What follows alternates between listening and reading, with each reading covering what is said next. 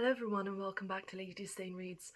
My name is Beatrice and today I want to talk to you about one of the few books that we know Jane Austen to have owned and read and used often. If you watched my recent video where I talked about going on a Jane Austen retreat, you will know that I learned a lot on that retreat about an 18th century book of devotion and prayer called A Companion to the Altar by William Vickers. I have since taken the time to peruse this book, and I have some thoughts about it that I want to talk to you about today. For some context, The Companion to the Altar is one of only 20 books, I believe, that we know for sure to have been in Jane Austen's personal collection. So not her family library.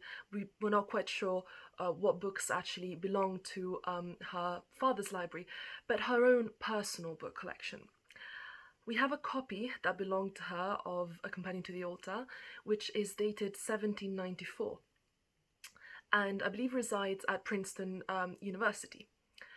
According to Irene Collins, whose book Jane Austen, the Parson's Daughter, I have reviewed on my channel and I would highly recommend, Austen cherished this book and made use of it regularly according to her family. But what actually is this book about? Well, Vickers wrote this book to help Anglicans to properly prepare themselves to receive Holy Communion. Unlike Catholics, Anglicans, in Austen's time at least, did not necessarily have communion services every Sunday. But similarly to Catholics, Anglicans did believe that one should be spiritually ready to receive communion. So you couldn't just go up and receive communion and expect the act of receiving Christ's body and blood to essentially do away with your sins. You had to be properly prepared for it beforehand. In A Companion to the Altar, Vickers details 6 steps of this preparation to receive communion. And these steps include self-examination, repentance, resolution to lead a new life, faith in God's mercy, remembrance of Christ's death, and finally charity towards mankind. This is very interesting to me as an Austen scholar for a number of reasons. Firstly, it gives us great insight into Austen's spiritual life. This really brings home how devout of an Anglican she was, how much she took her Anglican faith seriously, in spite of the fact that she might not often explicitly talk about praying or going to church in her novels. As I learned on the retreat I went on recently in the English countryside at a parsonage, we even have a letter that Jane Austen wrote to her sister Cassandra in 1808, where she mentions that she saw someone that she knew called Mrs. Powlett going up for communion during a communion service and receiving communion, even though it was known to Austen that Mrs. Powlett was having an adulterous affair with a certain Lord Sackville and was betraying her husband. Austen clearly was, very concerned about Mrs. Powlett's soul because she was receiving communion in spite of not being in a state of grace with God, in spite of having sinned and not necessarily repented for her sins. So we know for sure that Austen attached great importance on receiving communion in a state of grace. That's for certain. But this also gives us a lot of insight into why Austen seems to be so concerned in her novels with the idea of self-examination. Now, once I realized that Austen read and was influenced by this book, so much of what I've been reading in terms of literary criticism finally kind of makes sense. It all clicked together. For example, one of my favorite pieces by a literary critic on Austen is by C.S. Lewis, one of the giants of literary criticism. And this is a short essay he wrote, which I believe was initially given as a lecture, called A Note on Jane Austen. In A Note on Jane Austen, Lewis argues that Austen's heroines go through a process of what he terms undeception, but which we could also just call self-examination and repentance, I guess. And he thinks that this process of undeception leads Austen's heroines to discover that they have been making mistakes, both about themselves and about the world in which they live. Lewis, interestingly, does not seem to have been aware of Vickers' influence on Austen, but he does notice this pattern of self-examination and resolution to lead a new life. To me, it sounds like a companion to the altar is kind of the missing piece in this puzzle.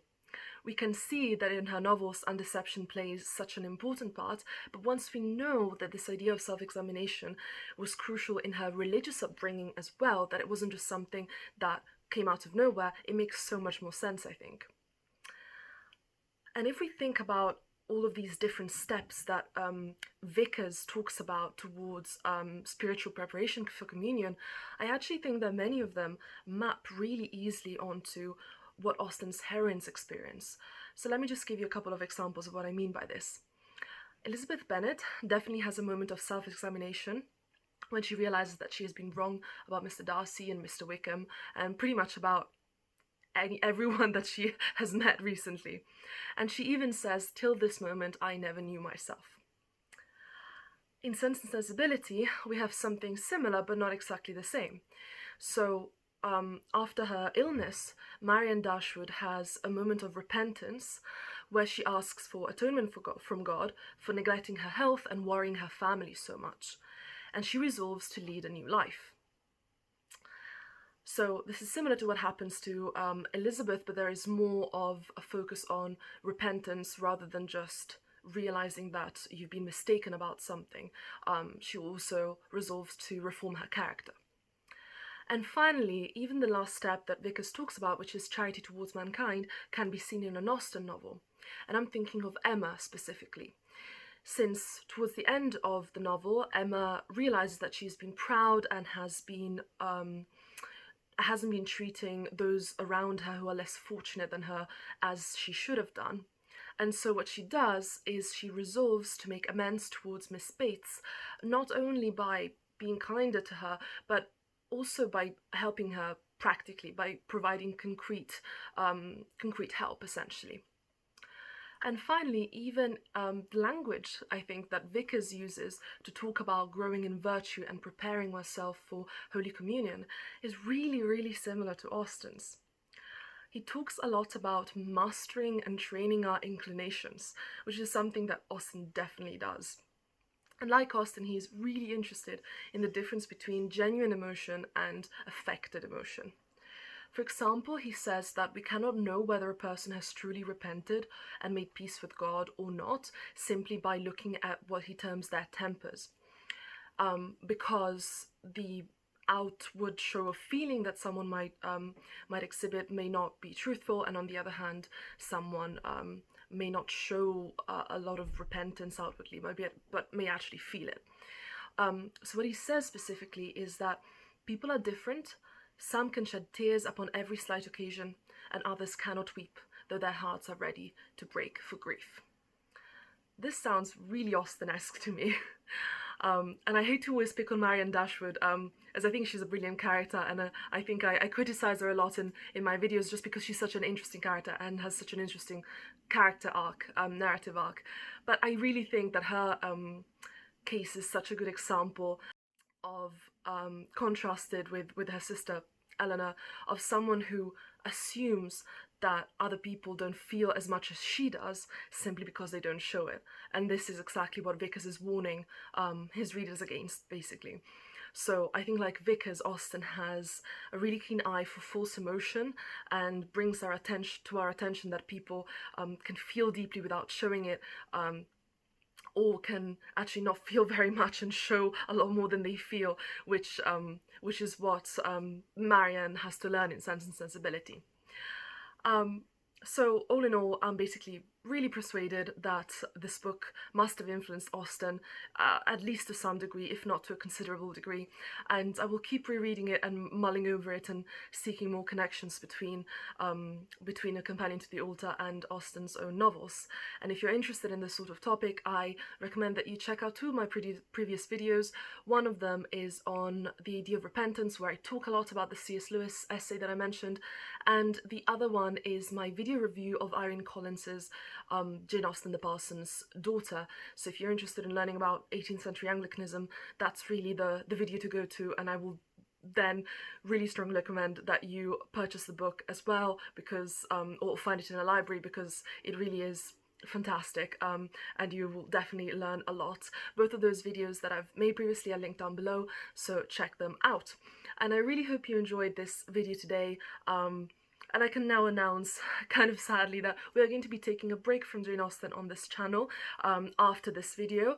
She will come back, but I'm just really keen to explore some other authors that I think have some really interesting connections to Austen, more or less explicit, but that I haven't really had the chance to discuss yet. So keep an eye out for some fresh and new content on this channel from now on.